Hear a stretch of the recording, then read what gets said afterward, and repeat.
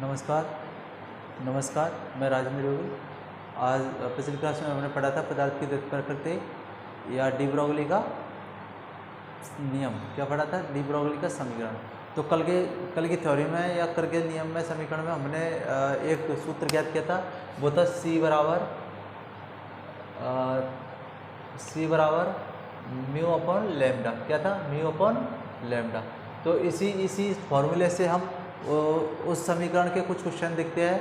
देखो इसमें सबसे पहले देखो ऑनलाइन इंडिया विविध भारतीय स्टेशन कितना है?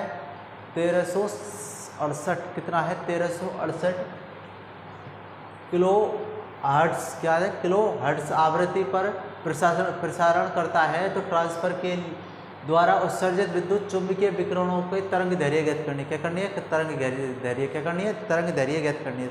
तुमको पता है उसने क्या दे रखा है? आवृत्ति कितनी दे रखी है? गिवन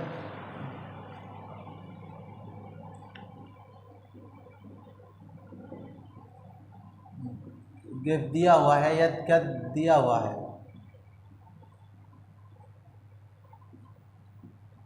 या दिया है। तो दिया है, क्या दिया है इसमें कि v बराबर क्या जाएगा? 1368 की हर्ट्ज, किलो हर्ट्ज। ठीक है, हमको क्या करना है? तरंग दैर्घ्य। क्या करनी है? तरंग दैर्घ्य। और तरंग दैर्घ्य को आवृत्ति तो इसने दे रखी है, आवृत्ति इसकी यह है। तो तरंग दैर्घ्य लैम्डा क्या करना? ज्ञात करना है। क्या करना है? ज्ञात करना। तो देखो अगर इसको अपन हर्ट्ज में बदलेंगे, हर्ट्ज में एक्सचेंज करेंगे, क्या करेंगे? हर्ट्ज में चेंज करेंगे तो ये कितना आ जाएगा? देखो तुम्हें पता है 1 kg में कितना होता है? 1000 ग्राम्स। कितना होते हैं? 1000 ग्राम्स, यानी कितना आ जाएगा? 10⁻3। कितना आ जाएगा? 10⁻3। तो इसको अपन अगर हर्ट्ज में बदलेंगे तो कितना आ जाएगा? 1368 इंटू 10⁻3 की हर्ट्ज। कितना आ जाएगा? 3 हर्ट्ज। ठीक है, आ गया। अब देखो अपन को ज्ञात ये करना है। तो तुमको पता है भाई, सी बराबर क्या? सी नियतांक और सी की कितनी होती है? 10⁻⁸ मीटर पर सेकंड। ठीक है, प्रकाश वर्ष या प्रकाश वेग कितना होता है? 10⁻। अब अगर हम इस फॉर्मूले को लगा दें, क्या लगा दें? इस फॉर्मूले का लैम्डा बराबर सी अपॉन म्यू आ जाएगा। तो देखो सी का कितना है? 3 इंटू 10⁻8 अपॉन 1368 इंटू 10⁻3। ठीक है, अगर हम इसमें पॉइंट लगा दें, क्या लगा दें? पॉइंट लगा दें तो 3 के बाद, तो ये इसका क्या आ जाएगा? देखो 3 इंटू 10⁻8 अपॉन 1.368 इंटू 10⁻6। कितना आ जाएगा? 6। अब अगर इसको हम ऊपर लेके जाएंगे, क्या करेंगे? ऊपर लेके जाओगे, तुमने फर्स्ट चैप्टर पढ़ा कि भाई ऊपर लेके जाएंगे तो कितना आ जाएगा? देखो 3 इंटू 10⁻8 माइनस 3 इंटू 6। कितना आ जाएगा? 6 आ जाएगा इंटू 1.68। ठीक है, तो कितना आ जाएगा? इसको घटाएंगे तो कितना आ जाएगा? देखो 3 इंटू 10⁻2 अपॉन 1/368। कितना आ जाएगा? 368। 2 आ जाएगा ना? 2 आ गया। ठीक है, अब अगर इसमें हम निकालेंगे तो इसका लगभग कितना आएगा? लगभग आंसर आएगा इसका बेटा, लगभग आएगा 79 मीटर। कितना आएगा? 279 मीटर। या फिर आप देख लो, पहले तो इसका अगर इसका हल निकालेंगे तो क्या आएगा? लगभग 2.19 इंटू 10⁻2 मीटर। कितना आ जाएगा? 2 मीटर आ जाएगा ना? अब अगर इसको अपन 2 पॉइंट से 2 पॉइंट काट दें तो कितना आ जाएगा? सेंटीमीटर में चेंज कर लो या फिर, तो 2 कितना आ जाएगा? 219 मीटर। कितना आ जाएगा? 219 मीटर।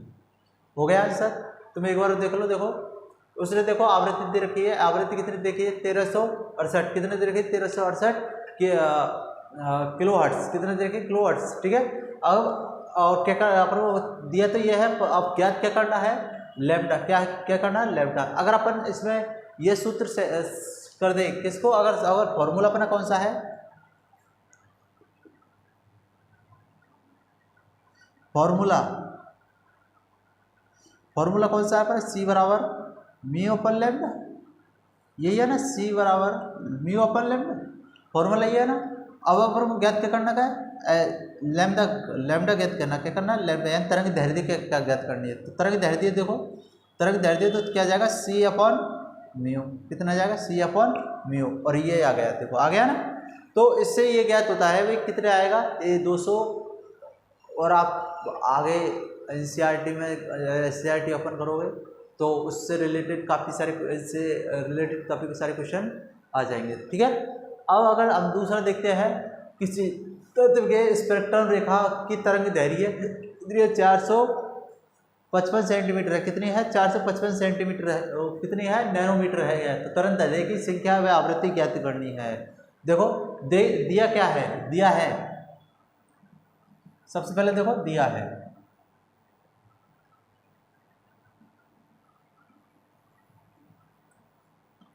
दिया क्या है, दिया है देखो लैम्डा दे रखा है, क्या कर रखा है लैम्डा दे रखा है, तरंग दैर्ध्य क्या दे रखी है, तो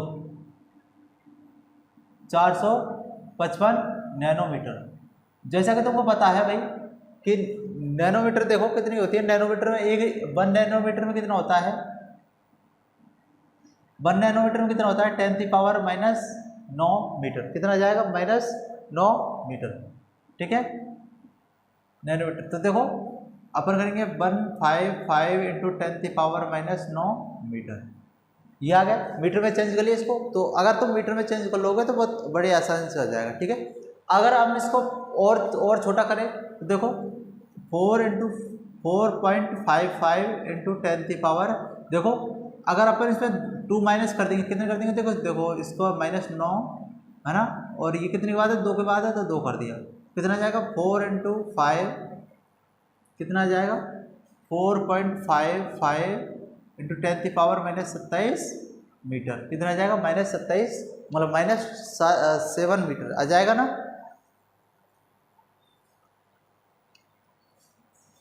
ठीक है।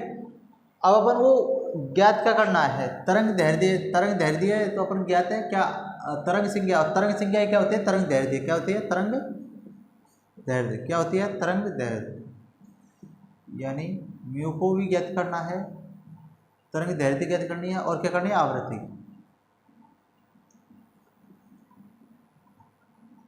क्या करनी है आवृत्ति भी अपन को क्या करनी है, दोनों चीज ज्ञात करनी है, आवृत्ति भी, आवृत्ति भी क्या करनी है ज्ञात करनी है, ठीक है। तो अपना फॉर्मूला क्या है, फॉर्मूला देखो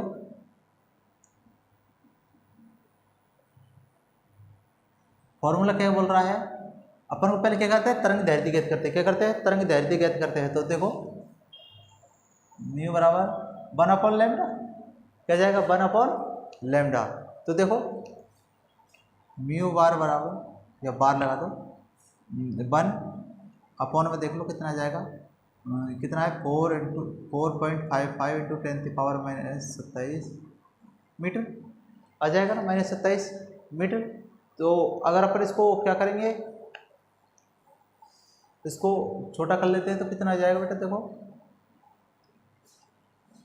1.0455 1.055 इंटू 10⁻⁻6 मीटर, कितना आया -6 मीटर। अब इसका लगभग कितने वेव्स कितने आएंगे, इसमें तरंग दैर्ध्य कितने आएंगे, तो देखो 2.19 इंटू 10⁻⁻6, वो 6 वेव्स, कितना जाएगा 6 वेव्स, यानी तरंग, कितना जाएगा तरंग, तरंग संख्या ज्ञात हो गई अपन को, क्या हो गई तरंग संख्या ज्ञात हो गई ना, तरंग संख्या ज्ञात। अब अपन को तरंग ज्ञात हो गई, तो अब अपन क्या करते हैं, उसका और देख लो दूसरा फॉर्मूला अपन को क्या करना है, आवृत्ति ज्ञात करनी है। तो देखो दूसरा फॉर्मूला क्या है, यही है सी बराबर म्यू अपॉन लैम्डा, ओ लैम्डा, ठीक है। अपन को क्या ज्ञात करना है, म्यू ज्ञात करना है, तो क्या जाएगा सी अपॉन लैम्डा, क्या जाएगा सी अपॉन लैम्डा। तो देखो सी का मान कितना है तुमको पता है कि भाई, जो कि सी का मान है 3 इंटू 10⁸ मीटर पर सेकेंड, आ जाएगा ना मीटर पर सेकेंड। तो देखो सी का 10 इंटू 3 × 10⁸ है ना। लैम्डा कितना देखा 2.19 इंटू 10⁶ आ जाएगा ना, 6 आ जाएगा। तो देखो या फिर ये कितना आ जाएगा देखो,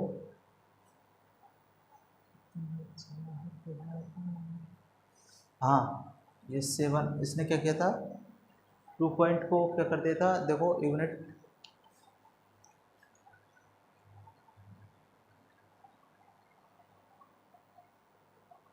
चलो अपन को तो ये देखना है, ये लेना है देखो 7 वाला ले लेते हैं, ठीक है 7 वाला ले लो,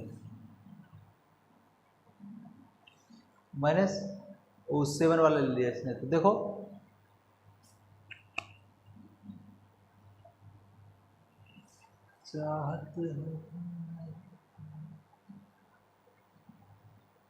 हाँ इसने क्या किया था, यहाँ ये कितना है -7 है, इसने क्या किया था एक और ले लिया 30, ये हो गया 7, ठीक है।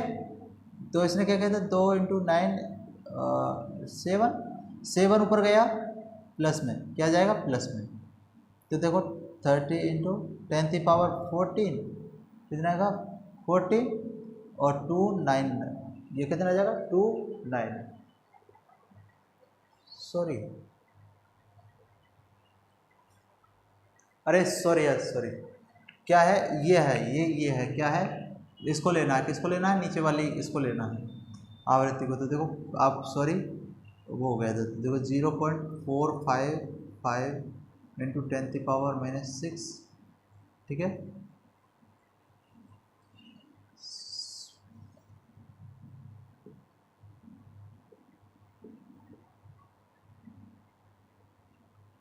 कितना आ जाएगा -6 मीटर, कितना जाएगा -6 मीटर।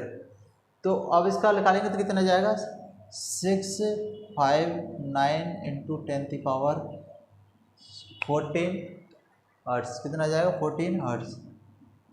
वो क्या है ये ध्यान रह गया था मेरे को, तरंग दैर्घ्य क्या हो गई तो क्या हमको ध्यान रख गई थी, पर बट ये क्या आएगा इसकी आएगा क्या आएगा लैम्डा की आएगी, लैम्डा आएगा कितना आएगा, यही कोई तरंग दैर्घ्य दे रखी है ना उसने, गिवन दे रखा है तो ये। तो अब आगे और क्वेश्चन देखते हैं, समझ में दोबारा देख लो, इसकी तरंग दैर्घ्य दे रखी है, ठीक है। एक नैनोमीटर में कितना होता है 455 नैनोमीटर दे रखा है इसकी तरंग दैर्घ्य ना। 1 नैनोमीटर में कितना होता है 10⁻⁹ मीटर, कितना होता है 10⁻⁹ मीटर। तो देखो 455 इंटू 10⁻⁹ मीटर, इसको अपन किस में कर दिया मीटर में चेंज कर लिया, क्योंकि अपन को करने में क्या होगी आसानी होगी, ठीक है।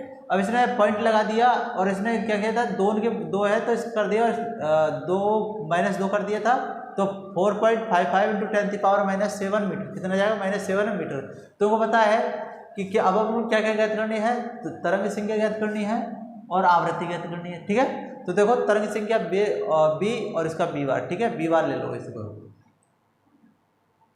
तरंग दैर्घ्य। तो देखो फॉर्मूला देखो, तरंग दैर्घ्य क्या है, तरंग दैर्घ्य बराबर 1/λ, क्या जाएगा तरंग संख्या बराबर क्या जाएगा 1/λ। तो देखो तरंग संख्या बराबर 4.55 इंटू 10⁻⁷ मीटर, ठीक है। इसको इसने चेंज किया तो ये आ जाएगा, ये तरंग दैर्घ्य आ गई, ठीक है। अब अगर हम बात करें भाई कि दूसरा आवृत्ति क्या करनी, तो सी बराबर अपने तुमने पिछली वही डी ब्रोगली वाला प्रकृति के नियम का वो लगा दिया, सी बराबर μ/λ, ठीक है। तो लैम्डा बराबर c/λ, तो इसको किया, तुमको पता है सी बराबर क्या होता है, जो कि तुमको पता है सी बराबर प्रकाश वेग बराबर कितना होता है 10⁸ आ जाएगा। और ये आ गया देखो, ये ऊपर जाके क्या हो जाएगी प्लस हो जाएगी, ये 7 बेटा 7 है, ठीक है। ये 7 ऊपर जाके ऊपर चला जाएगी और ये आ जाएगा, ठीक है। आगे समझ में। चलो तीसरा क्वेश्चन देखते हैं। ये तीसरा क्वेश्चन देखो, किसी विकिरण की आवृत्ति क्या है 2.06 इंटू 10⁻⁻14 हर्ट्ज है, तो तरंग की संख्या ज्ञात करनी है। क्या करनी है तरंग की संख्या ज्ञात करनी, दिया क्या है देखो,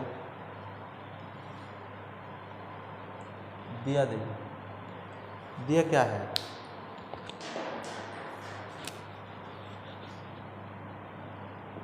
दिया देखो क्या दिया है, म्यू बराबर 1.06 इंटू 10⁻⁻14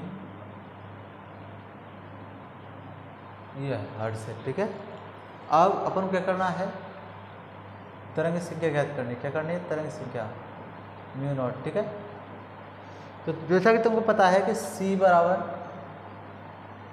म्यू अपॉन लैम्डा। ठीक है, तो अगर अपन लैम्डा ज्ञात करेंगे तो क्या आ जाएगा, c अपॉन म्यू। ठीक है, अब तुम्हें पता है कि ये भी पता होगा कि भाई लैम्डा बराबर क्या होता है, 1 अपॉन म्यू नॉट। ये होता है ना, लैम्डा बराबर क्या होता है, लैम्डा बराबर होता है म्यू। तो अपन इसको रख देते हैं, क्या जाएगा, म्यू नॉट बराबर c अपॉन म्यू। क्या जाएगा, c अपॉन म्यू। अगर तो रुको सॉरी, म्यू अपॉन सी।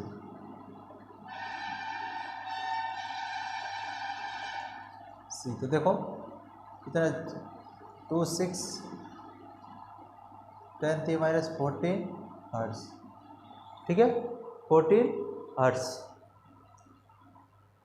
और प्रकाश तुमको पता है कि प्रकाश वेग बराबर क्या होता है, क्योंकि 3 × 10⁸ मीटर पर सेकंड। क्या था है, मीटर पर सेकंड। तो अपन इसमें लगा देंगे 3 × 10⁸ मीटर पर सेकंड। हो गया।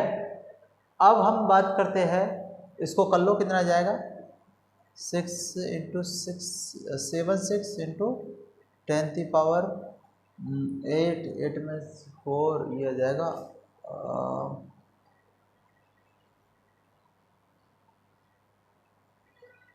5 आ जाएगा। कितना जाएगा, 5 आ जाएगा।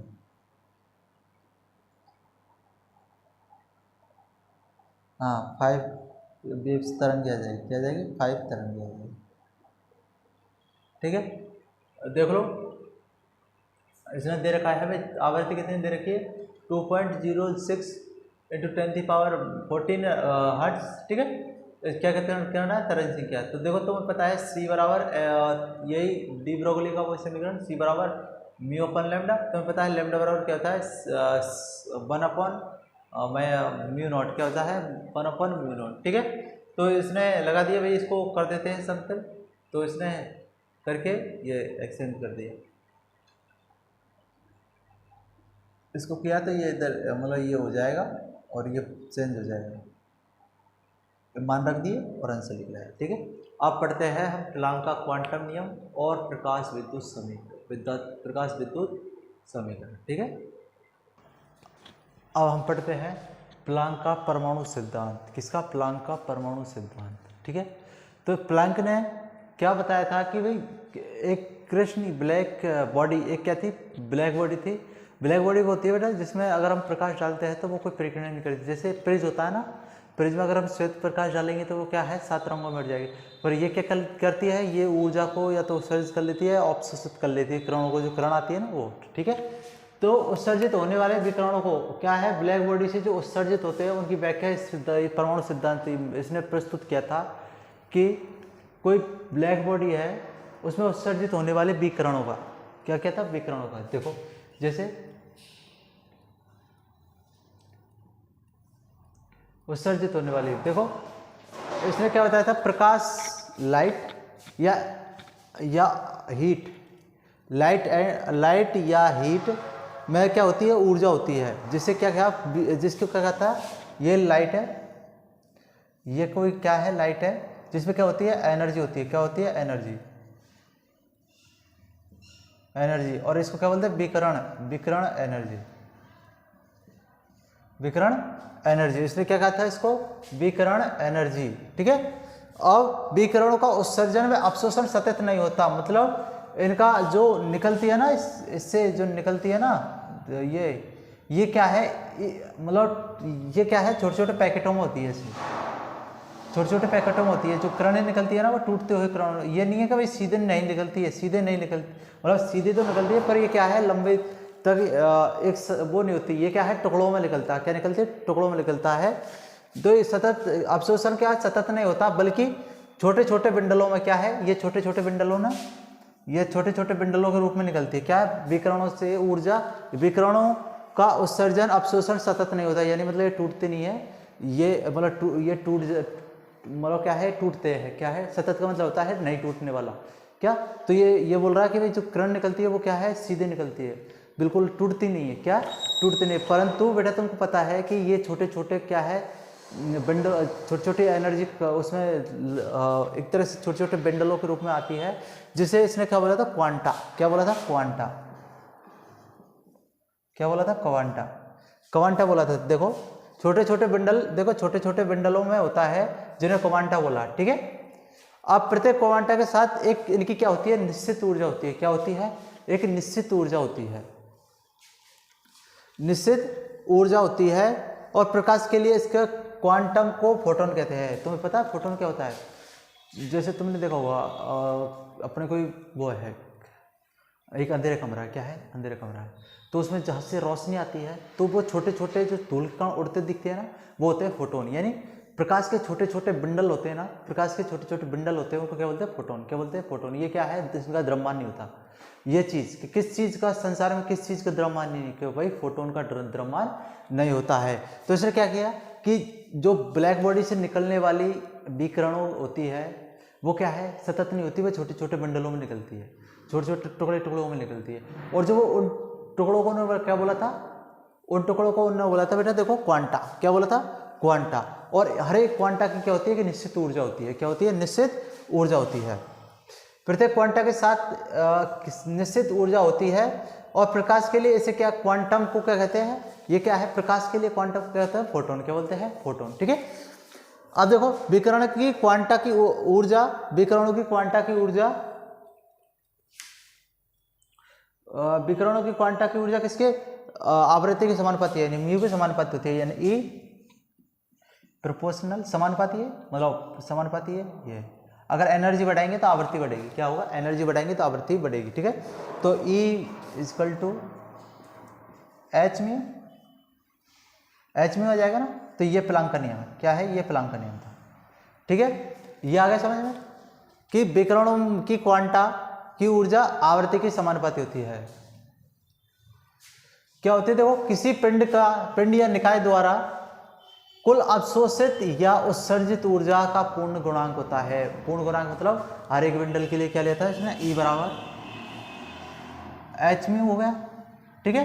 तो हर एक के लिए ले रहा है, क्या है, हर पिंड के लिए ले रहा है, तो एन आ जाएगा, क्या आ जाएगा, एन, तो ये आ जाएगा एन ई बराबर एच म्यू, क्या आ जाएगा, ई बराबर एच म्यू, ठीक है। समझ में आ गया कि भाई ब्लैक बॉडी से जो ऊर्जा या ऊष्मा क्या है निकलती है या फिर उसमें उत्सर्जित होती है, तो वो क्या क्या था इसमें, ब्लैक बॉडी एक तरह से कृष्ण वो है, तो काले रंग का वो होता है, गोला सा, क्या होता है, गोला सा था। देखो तो उसने क्या बोला था कि प्रकाश या ऊष्मा, प्लांक क्या बोल रहा है कि प्रकाश या ऊष्मा में उस ऊर्जा होती है जिसे विकिरण ऊर्जा कहते हैं, क्या कहते हैं, विकिरण ऊर्जा, ठीक है।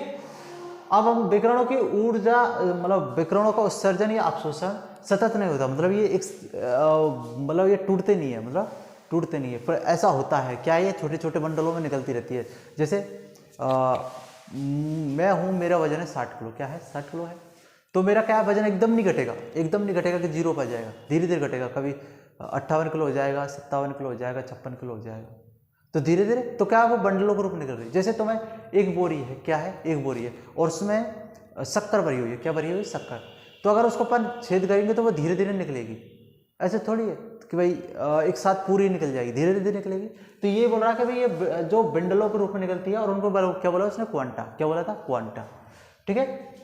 और प्रत्येक क्वांटा के साथ एक निश्चित ऊर्जा होती है, क्या होती है, एक निश्चित ऊर्जा, प्रत्येक क्वांटा की क्या होती है, निश्चित ऊर्जा होती है। और प्रकाश के लिए इसे अपन क्या बोलते हैं, फोटोन, इन बंडलों को क्या बोलते हैं, क्वांटा को क्या बोलते हैं, फोटोन। विकिरण की क्वांटा की ऊर्जा किसके समानुपाती होती है, आवृत्ति, किसके समानुपाती होती है, आवृत्ति। यहाँ एच क्या है, नियतांक है, एच क्या है, नियतांक है,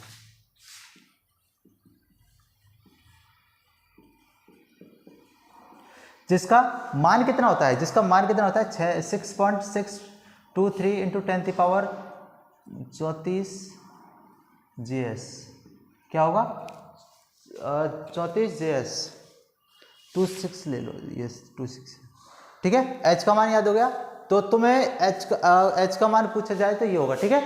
अब हम बात करते हैं कि किसी पिंड के या निकाय द्वारा कुल अवशोषित या उत्सर्जित ऊर्जा क्या होगी, यानी हर किसी के लिए n आ गया, और E बराबर h म्यू तो अपना ही है, ठीक है।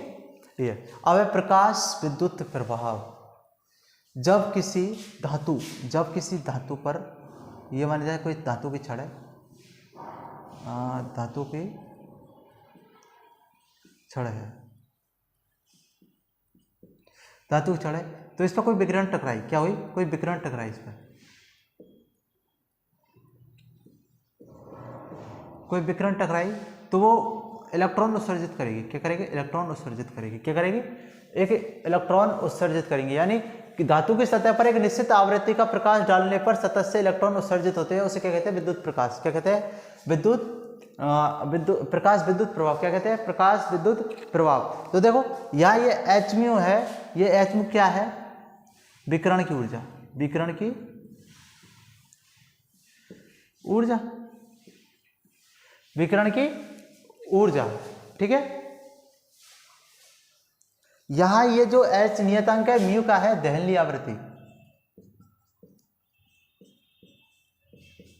क्या है, दहनली आवृत्ति, ठीक है।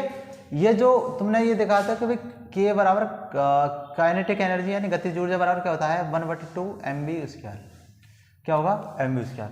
तो अगर हम इसको ऐसे लिख दे, कैसे लिखे, देखो अगर हम दहनली आवृत्ति, जैसे देखो यानी ये कोई एटम है, क्या है, कोई एटम है, जैसे ये है हीलियम, ठीक है, ये थर्ड पे इसका विन्यास देख लो, 1 2 1, क्या जाएगा, लिथियम, सॉरी लिथियम, हीलियम नहीं, लिथियम, तीनों 1 2 है। तो इसमें देखो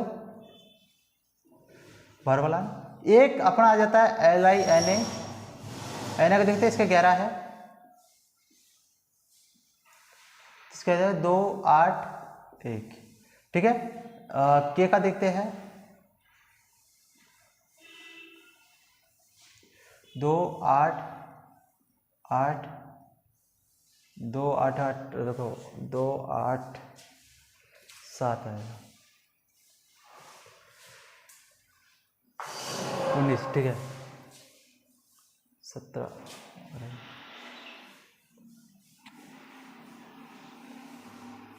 और 1, ठीक है। अगर अपन 19 पे है तो कितना जाएगा। अब अगर अपन आर भी देखते हैं 37 पर, तो क्या है, 2 8 18 18 और 20 और 2 28 28, 2 8 18 2 8 18 8 1, क्या आ जाएगा, 8 1, ठीक है। तो तुम्हें पता है कि भाई जिसकी वो होती है, जिसके ये क्या है, इलेक्ट्रॉन होते हैं ना, वो नाभिक की ओर आकर्षित होते हैं, और जितनी दूरी बढ़ेगी उसका क्या है, उसको आसानी से निकाल सकते हैं अपन। छोटे एटम है, जैसे मेरे पास है, मैं एक तरह से समझ लो भाई कि मैं नाभिक हूँ, तो मैं क्या है, मेरे पास वाली चीज़ों क्या करूँगा, आकर्षित करूँगा, क्या करूँगा, आकर्षित करूँगा, ठीक है। अगर मुझसे दूर है, जैसे मुझसे दूर है 2 किलोमीटर दूर है, तो मैं उनको आकर्षित करूँगा क्या, अगर आकर्षित भी करूँगा तो उनको थोड़ा सा धक्का देने पर वो निकल जाएगा। तो ये बोल रहा है कि भाई जो उनके बढ़ते हुए क्रम होते हैं, तो वो क्या है, आसानी से इलेक्ट्रॉन क्या कर देते हैं, वो कर देते हैं। तो वो अब ये दहनली आवृत्ति है, एच भी क्या है, दहनली आवृत्ति, ठीक है।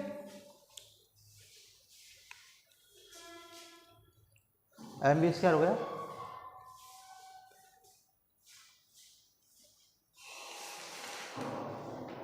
तो देखो फोटोन की ऊर्जा,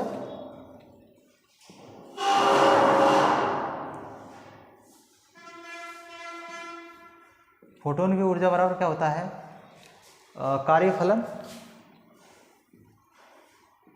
फलन, ये क्या है, कार्यफलन, क्या है, ई डॉट बराबर एच म्यू डॉट, ये हो जाएगा कार्यफलन, ठीक है। कार्यफलन प्लस गतिज ऊर्जा, क्या हो जाएगा, गतिज ऊर्जा। आगे समझ में कि भाई फोटोन की ऊर्जा क्या होती है, कार्यफलन प्लस गतिज की ऊर्जा, गतिज की ऊर्जा। आगे समझ में, ये इंपॉर्टेंट है। अब हम कल पढ़ेंगे बेटा, अगली क्लास में पढ़ेंगे हम, अगली क्लास में क्या पढ़ेंगे हम, तरंगों के बारे में, वेव्स के बारे में, वेव्स होती क्या है। अगर वीडियो अच्छी लगी हो तो वीडियो को लाइक करो, कमेंट करो, शेयर करो। धन्यवाद।